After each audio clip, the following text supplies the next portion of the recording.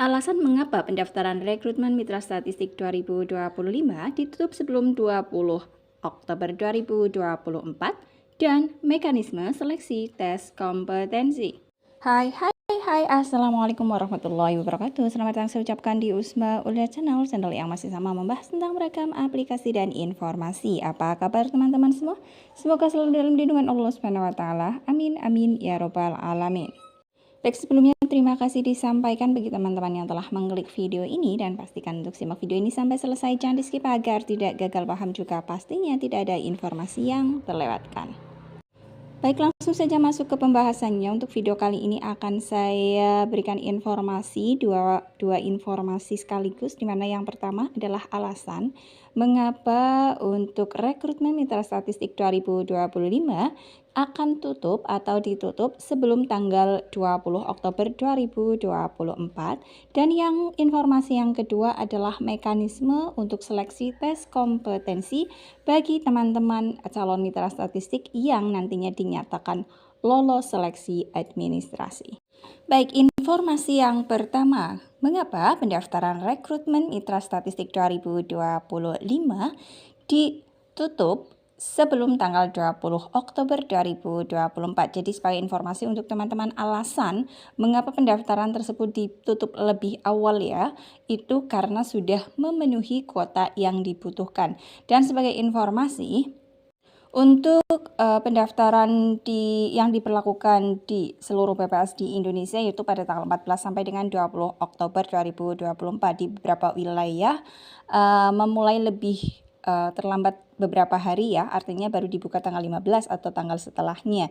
Dan bisa saja sebelum tanggal 20 itu ditutup karena memang sudah memenuhi yang ditargetkan ya. Adapun jumlah yang dibutuhkan berdasarkan informasi yang saya baca di website resmi PPS suatu kabupaten, ada rangkaian kegiatan rekrutmen tersebut. Pada uraian pendaftaran ada keterangan yang menyatakan bahwa pendaftaran akan dibuka pada tanggal 14 sampai dengan 20 Oktober 2024 dengan catatan bahwa pendaftaran akan ditutup sebelum waktunya jika jumlah pendaftar sudah mencapai lebih dari 2 kali jumlah mitra statistik yang akan diterima. Jadi artinya setiap PPS kabupaten atau kota sudah memiliki kuota berapa mitra yang akan diterima, dan dari jumlah mitra yang akan diterima nantinya dia membutuhkan atau PPS membutuhkan paling tidak pendaftar 2 kali lipatnya untuk diseleksi dan masuk seleksi administrasi. Kemudian nantinya kalau lulus, bisa lulus seleksi administrasi, melanjutkan ke tahap selanjutnya yaitu seleksi kompetensi. Berikutnya, untuk mengetahui berapa sih kuota yang dibutuhkan di PPS kabupaten atau kota masing-masing, itu bisa dilihat baik melalui media sosial resmi dari PPS tersebut ataupun melalui website resmi PPS kabupaten atau kota tersebut. Ini saya contohkan di PPS suatu kabupaten yang saya kebetulan akses ya, sedang akses di sini.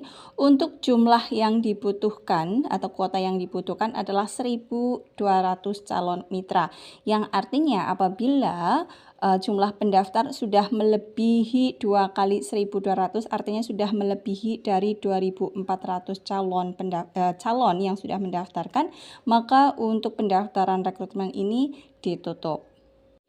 Informasi yang kedua mengenai mekanisme seleksi tes kompetensi. Jadi sebagai informasi, seleksi tes kompetensi dilakukan secara daring, artinya melalui jaringan ya, melalui jaringan daring dalam jaringan melalui website Sobat PPS, dan hanya dapat diakses oleh pendaftar yang berstatus diterima pada menu pendaftaran. Jadi bagi teman-teman yang sudah diterima atau nantinya diterima, bisa melakukan tahapan selanjutnya, yaitu melakukan tes kompetensi ya. Kemudian untuk itu pendaftar diharapkan mengecek informasi tersebut secara berkala melalui akun Sobat PPS masing-masing. Jadi untuk mengetahui diterima atau tidaknya, atau lolos atau tidaknya seleksi administrasi tersebut, teman-teman bisa mengeceknya di akun sobat masing-masing. Kemudian mekanisme kedua, pendaftar dengan status diterima selanjutnya mengakses menu tes kompetensi untuk memilih jadwal sesi tes. Adapun batas waktu mengikuti tes kompetensi yaitu selambat-lambatnya tanggal 9 November 2024. Jadi apabila teman-teman sudah lolos administrasi, artinya sudah diterima untuk kegiatan rekrutmen Mitra Statistik 2025, silahkan untuk memilih jadwal tes. Dan jadwal tes itu bisa dipilih hanya sekali saja ya, jadi teman-teman hati-hati. Dan menurut informasi yang saya terima, adapun ketentuan pelaksanaan tes itu dimulai pada tanggal 28 Oktober sampai dengan 9 November 2024. Silahkan teman-teman pilih waktu yang paling menurut teman-teman paling longgar atau paling teman-teman bisa untuk melakukan tes tersebut. Dan karena sebagai informasi, tes itu juga membutuhkan ketenangan ya, di mana teman-teman hanya diberi waktu 60 menit untuk menjawab 30 soal ya. Ini berdasarkan pengalaman di tahun lalu. Jadi jumlah soal yang diberikan adalah 30 soal dan dalam waktu 60 menit. Ini mekanisme yang ketiga, menjadi catatan penting juga, pendaftar hanya memiliki 1 kali kesempatan dalam memilih sesi pengerjaan dan tidak dimungkinkan untuk melakukan perubahan jadwal yang telah dipilih pendaftar. Dan apabila teman-teman yang sudah memilih jadwal yang sudah jadwal pengerjaan tetapi tidak mengerjakan sesuai jadwalnya, maka dianggap tidak memenuhi syarat. Artinya dipastikan untuk seleksi kompetensi ini teman-teman ditolak ya, atau tidak lolos.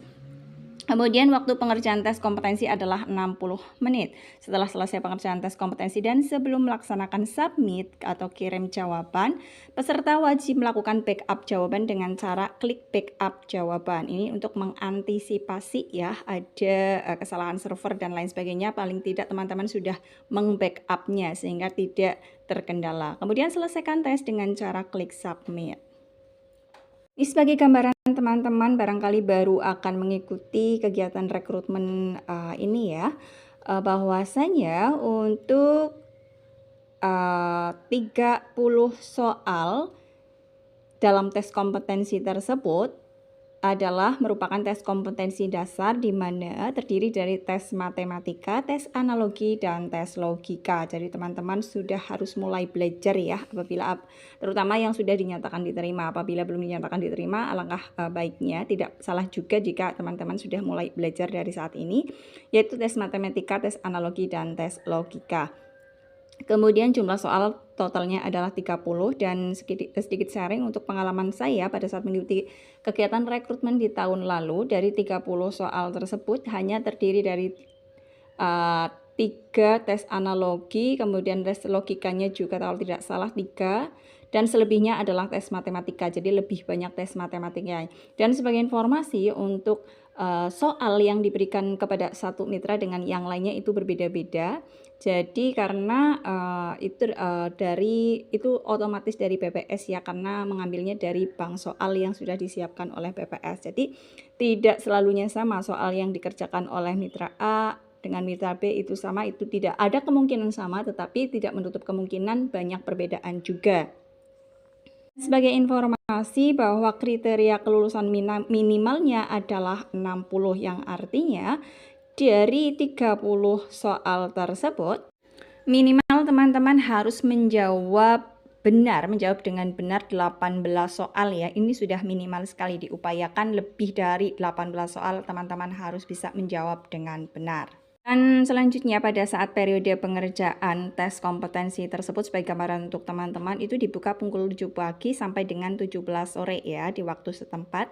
Artinya di waktu tersebut misalkan teman-teman mengakses pukul 8 pagi, artinya waktu pengerjaan dimulai pada saat teman-teman klik mulai, 1 jam sesudah teman-teman mengklik mulai. Dan apabila teman-teman tidak selesai dalam waktu tersebut, maka akan tersubmit otomatis, dan yang soal-soal yang belum dikerjakan dianggap salah berarti, seperti itu.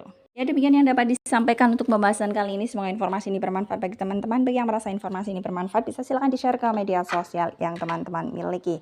Akhir kata, salam sukses selalu tentunya, dan wassalamualaikum warahmatullahi wabarakatuh.